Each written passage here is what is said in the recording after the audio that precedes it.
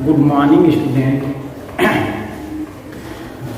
In last classes, we explained distance formula of coordinate geometry, chapter 7. We study today section formula, class 10, math, chapter 7, coordinate geometry, section formula. हम लोग section फार्मूले का derivation पढ़ेंगे। तो सबसे पहले हम जानेंगे सेक्शन फार्मूला होता क्या है, ठीक है ना। तो सपोज करिए कि हमें 2 पॉइंट्स दिया है ए एंड बी, ठीक है ना, और जिसका जो है कोऑर्डिनेट आपको दिया है 2 पॉइंटों का। मान लेते हैं इस पॉइंट का कोऑर्डिनेट x1 और y1 और इस पॉइंट का कोऑर्डिनेट होंगे x2 एंड y2, ठीक है। अब जो है इस लाइन सेगमेंट को कोई पॉइंट या कोई लाइन किस रेशियो में डिवाइड कर रहा है। मान लीजिए कि पॉइंट सी है, ठीक है ना, तो ए बी को जो है ए सी रेशियो बी सी में डिवाइड किया, तो A C ratio B C is equal to मान लिया जाता है m1 रेशियो m2, और यहां का कोऑर्डिनेट मान लिया जाता है x और y, ठीक है ना। अब यही जो है x और y की जो वैल्यू है, यानी पॉइंट सी का जो कोऑर्डिनेट निकालने के लिए हम लोग एक फार्मूला प्रिपेयर करते हैं, उसी को कहते हैं सेक्शन फार्मूला। यानी ये जो है आपका जो है, इसमें जो है जो सेक्शन फार्मूला होता है वो 2 टाइप्स का होता है, इंटरनली होता है और एक्सटर्नली होता है। तो आपके सिलेबस में सिर्फ इंटरनली है, यानी ये जो लाइन सेगमेंट है वो इंटरनली डिवाइड हो रहा है। एक्सटर्नली जब डिवाइड होता है तो सी कहीं यहाँ पे या यहाँ पे लाई करता है, तब एक्सटर्नली डिवाइड होता है, ठीक है बेटा। तो सिलेबस में हमारे पास बस इतना ही है, और ये हो जाएगा आपका m1 और ये हो जाएगा m2। और यहाँ का अगर हम कोऑर्डिनेट हम निकालते हैं, x की वैल्यू निकालते हैं, है ना, और y की वैल्यू हम निकालते हैं इस पॉइंट C का, which divide the line segment in the given ratio m1 ratio m2 or AC ratio BC. Then we say that this is the section formula. तो ये फार्मूला होता है x is equal to m1 x2 plus m2 x1 upon m1 plus m2 and y equal to m1 y2 plus m2 y1 और upon m1 plus m2। इसी फार्मूले को हम लोग सेक्शन फार्मूला कहते हैं, है ना। x की वैल्यू यहाँ का कोऑर्डिनेट जो है, अब सीसा और ऑर्डिनेट हम निकाल रहे हैं, x की वैल्यू जो हम लोग फाइंड आउट कर रहे हैं, ठीक है ना, वही जो है फॉर्मुलाइज किया गया है m1 x2 plus m2 x1 upon m1 plus m2 and y equal to m1 y2 plus m2 y1 upon m1 plus m2। अब इसी फार्मूले का हम लोग डेरिवेशन देखेंगे, ध्यान दीजिएगा। इसको हम लोग डेरिवेट करेंगे। कैसे ये डेरिवेट होगा, मान लेते हैं कि ये एक आपका जो है ग्राफ है, जिसपे आपने x एक्सिस और y एक्सिस ड्रा कर दिया। ये x एक्सिस हो गया और ये y एक्सिस हो गया, ठीक है बेटा। और इसको हम क्या करते हैं, ओरिजिन ओ से डिनोट करते हैं। एक लाइन सेगमेंट है, ठीक है ना, एक लाइन सेगमेंट है। मान लेते हैं कि ए बी एक लाइन सेगमेंट है, ए और बी। ए का कोऑर्डिनेट हम मान लेते हैं x1 y1 और बी का कोऑर्डिनेट मान लेते हैं x2 y2, ठीक है ना। और इसके कहीं भी एक पॉइंट, कोई भी पॉइंट है लाई कर गया, मान लीजिए कि पॉइंट सी है, ठीक है ना। अभी हमने समझाया आपको पॉइंट सी, जहां का कोऑर्डिनेट क्या है, x और x है और y है, ठीक है। अब इसी पॉइंट का जो है हमको कोऑर्डिनेट निकालना है, और आपको जो पॉइंट सी है वो ए बी लाइन सेगमेंट को AC रेशियो BC में डिवाइड किया था। Let AC ratio BC is equal to m1 ratio m2। हम मान सकते हैं, कुछ भी मान सकते हैं, तो यहाँ पे सिंबल यूज किया गया है m1 रेशियो m2, यानी AC और BC का जो रेशियो है वो m1 रेशियो m2 है। ओके बेटा, अब इसका हम डेरिवेशन करेंगे। तो हम क्या करेंगे कि पॉइंट ए से x एक्सिस से एक परपेंडिकुलर लाइन ड्रा करेंगे। कोई भी नेमिंग आप कर सकते हैं। मान लीजिए कि हमने पॉइंट सी ले लिया, सी से एक परपेंडिकुलर लाइन ड्रा करेंगे, जिसको मैंने मान लिया पॉइंट डी, और बी से एक परपेंडिकुलर लाइन ड्रा करेंगे, जिसको मान लिया गया ई, ठीक है। ये परपेंडिकुलर लाइंस हैं, क्या है, परपेंडिकुलर लाइंस, ठीक है बेटा। अब यहां से x एक्सिस के पैरेलल एक लाइन हम ड्रा करेंगे, ठीक है, जो मान लेते हैं सीबी को जो है ई पॉइंट पे क्या किया, इंटरसेक्ट किया, ठीक है। इस ये भी परपेंडिकुलर होगा। यहां से पॉइंट सी से जो है एक्स एक्सिस के पैरेलल यानी डीई के पैरेलल एक लाइन ड्रा करेंगे, तो ये 90 डिग्री ये भी क्या होगा 90 डिग्री करस्पॉन्डिंग एंगल से मान लेते हैं पॉइंट है। ये आपका टोटल कंस्ट्रक्शन होगा। अब डिस्टेंस फार्मूले में जैसे आपने प्रूव किया था उसी तरह से इस फार्मूले को भी हम लोग प्रूव करेंगे, ठीक है ना। अब इसमें ध्यान देंगे AC रेशियो BC यानी AC ratio BC is equal to आपका M1 रेशियो M2 है, ठीक है बेटा। अब इस ट्रायंगल के हम साइड निकालेंगे, तो हम निकालेंगे अब AE और निकालेंगे हम CM और निकालेंगे CE और निकालेंगे BF। चलिए फाइंड आउट करते हैं।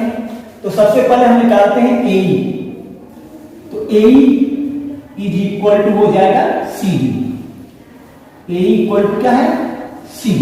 अब ध्यान दीजिए AE ये है तो A इक्वल टू CD। अब ये रेक्टेंगल फॉर्म किया है ACDE is a rectangle and you know that opposite side of rectangle are equal, so AE equal to CD और CD को हम डिफाइन कर सकते हैं OD और माइनस OC।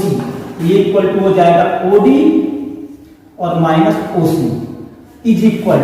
अब हम हॉरिजॉन्टल लेंथ जो है हम फाइंड आउट कर रहे हैं, तो हॉरिजॉन्टल लेंथ यानी x की वैल्यू हम निकालने जा रहे हैं। x एक्सिस का मेजरमेंट कर रहे हैं, तो x एक्सिस का मेजरमेंट कर रहे हैं तो x की वैल्यू हम लेंगे।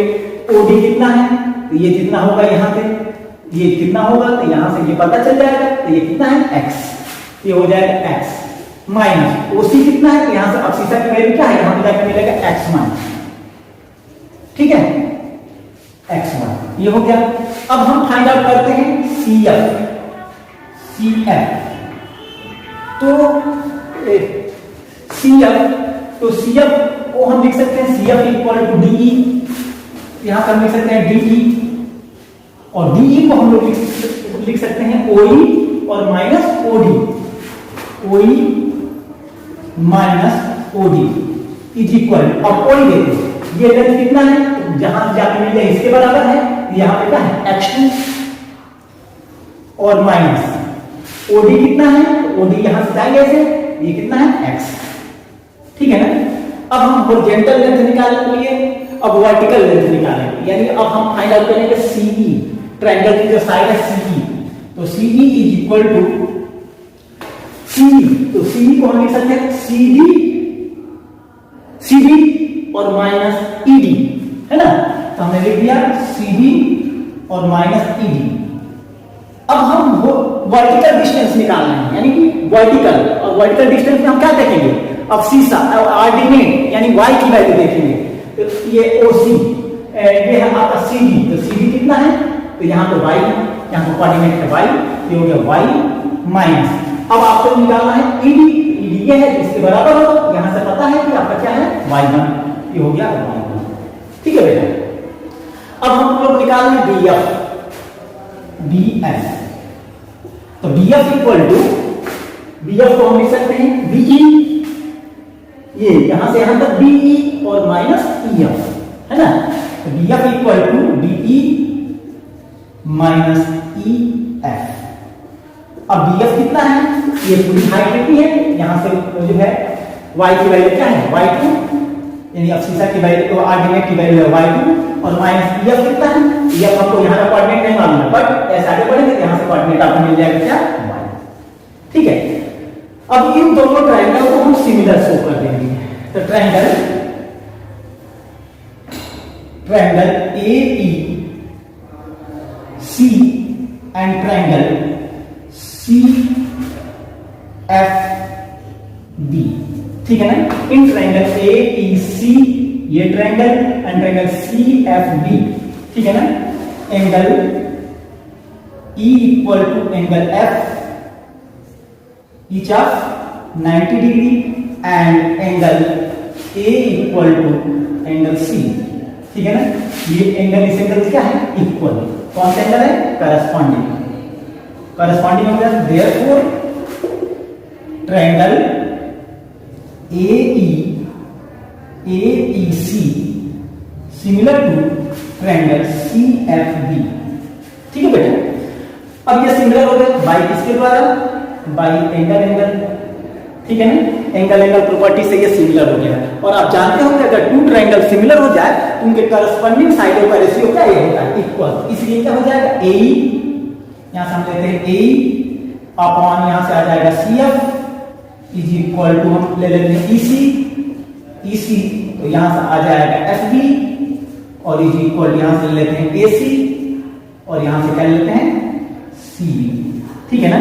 अब वैल्यू रिप्लेस करो A इक्वल टू A यहां पर हमने निकाला है कितना x माइनस x1 तो ये हो जाएगा x माइनस x1 अपॉन अब यहां पर CF कितना है CF भी हम लोग निकाले हुए कितना x2 माइनस x ये हो गया x2 minus x is equal to EC कितना है ये है EC हम लोग निकाले y माइनस y1 ये हो गया y माइनस y1 और अपन FB कितना है तो FB यानी BF वही बात हुआ ये हो गया आपका y2 माइनस y ये हो गया y2 माइनस y और इज इक्वल AC अपन CB AC अपन BC इक्वल टू हमने माना है M1 रेशियो M2 तो ये हो जाएगा M1 रेशियो M2 M1 अपन M2।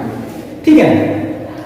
अब यहां से हमको x की वैल्यू अगर निकालना है तो हम जो है इस टर्म को x minus x1 upon x2 minus x1 x2 minus x equal to m1 upon f2 ले लेते हैं और y की वैल्यू जब निकालना होगा तो y minus y1 upon y2 minus y1 equal to m1 upon क्या लेंगे m2। ठीक है ना। तो अब कंडीशन ले लीजिए if x minus x1 upon x2 minus x is equal to m1 upon m2। ठीक है बेटा। अब इसका क्लास क्या करेंगे हम लोग मल्टीप्लाई करेंगे m2 का x माइनस x1 में मल्टीप्लाई होगा और m1 का मल्टीप्लाई होगा x2 माइनस x में m2 का मल्टीप्लाई करो ये हो जाएगा m2x माइनस m2 x1। ठीक और m1 का इधर होगा मल्टीप्लाई ये इक्वल हो जाएगा x2 m1 x2 और माइनस m1 x। अब आपको करना क्या है तो x वाले जो टर्म है उसको एक साइड में आपको अरेंज कर लेना है ना। तो ये है x का ये टर्म है m2x और यहां पे है m1x ये माइनस इधर ला देंगे तो प्लस ये हो जाएगा m1x और प्लस m2x ये m1x इधर आके प्लस हो गया m1x और प्लस m2x और ये जो है m2x1 को उधर लेके चल जाएगा ये माइनस उधर जाके क्या हो जाएगा प्लस ये इक्वल हो जाएगा m2x1 और प्लस इधर। हाँ तो यहाँ पे आप देख रहे हैं कि m1x2 minus m2x1 is equal to m1x2 और माइनस m1x है ना। हमने x वाले टर्म को एक साइड किया दिया गया m1x plus m2x is equal to ये आपका जो है m1x2 है तो ये हो गया m1x2 और ये माइनस m2x1 को हम राइट साइड लेके जाएंगे तो ये हो जाएगा प्लस m2x1। ठीक है ना। अब इन दोनों में से हमने x कॉमन ले लिया तो यह आ जाएगा m1 प्लस m2 और इज इक्वल टू m1x2 और प्लस m2x1। ठीक है। अब इस m1 प्लस m2 को हम राइट साइड ट्रांसफर करेंगे ये x के साथ इसका मल्टीप्लाई उधर जाके डिवाइड हो जाएगा ये हो जाएगा x is equal to m1x2 और प्लस m2x1 और अपान m1 प्लस m2। ठीक है। और इसी तरह से सेम टू सेम जब हम लोग y minus y1 upon y2 minus y equal to m1 upon m2 लेंगे इसी तरह से सेम टू सेम आ जाएगा y equal to m1 y2 और प्लस m2 y1 और अपान m1 प्लस m2। ठीक है ना। इसी को हम कहते हैं सेक्शन फार्मूला है ना। यहाँ का जो कोऑर्डिनेट है x और y इसको निकालने का फार्मूला हो गया x is equal to m1x2 plus m2x1 upon m1 plus m2 and y equal to m1y2 plus m2y1 upon m1 plus m2। Okay thank you. हो गया। हाँ बेटा तो अभी हम लोगों ने पढ़ा था सेक्शन फार्मूला कि यहाँ पे अगर पॉइंट A और B है इसका कोऑर्डिनेट अगर x1 y1 है और इस पॉइंट का कोऑर्डिनेट x2 y2 है। ठीक है। और ये पॉइंट C जो है जहां का कोऑर्डिनेट हमने x y मान लिया और ये जो है AC ratio BC equal to हमने माना m1 रेशियो m2। ठीक है ना। अब जो है एक हम लोग फार्मूला जो है कंडीशन है ना कंडीशन है केस है इसीलिए केस है सेक्शन फार्मूला में पढ़ा है उसमें केस है if C is midpoint midpoint of A B, यानी सी जो है ए बी का क्या हो जाए, मिड पॉइंट हो जाए, है ना। तो सी जब ए बी का मिड पॉइंट होगा तो ए सी और इक्वल टू क्या हो जाएगा, बी सी, यानी ए सी और बी सी इक्वल हो जाएगा। तो ये आपका जब इक्वल हो जाएगा तो A C ratio B C is equal to क्या हो जाएगा, 1:1, यानी M1 रेशियो M2 और इज इक्वल टू क्या हो जाएगा, 1:1, यानी M1 की वैल्यू 1 और M2 की वैल्यू 1। तो जो सेक्शन फार्मूला था x is equal to M1 x2 plus M2 x1 upon M1 plus M2, ठीक है ना। अब इसमें M1 और M2 की वैल्यू 1 और 1 पुट कर देते हैं। x इज इक्वल टू हो जाएगा 1 multiply x2 plus 1 multiply x1 और अपॉन 1 प्लस 1, ये इक्वल टू हो जाएगा x is equal to x1 plus x2 upon 2। और सिमिलरली इसी तरह से y इक्वल टू आ जाएगा y1 प्लस y2 अपॉन 2, ठीक है ना। तो कोऑर्डिनेट ऑफ मिड पॉइंट का कोऑर्डिनेट का फार्मूला क्या हो गया, तो ये हो गया x1 plus x2 upon 2 and y1 plus y2 upon 2।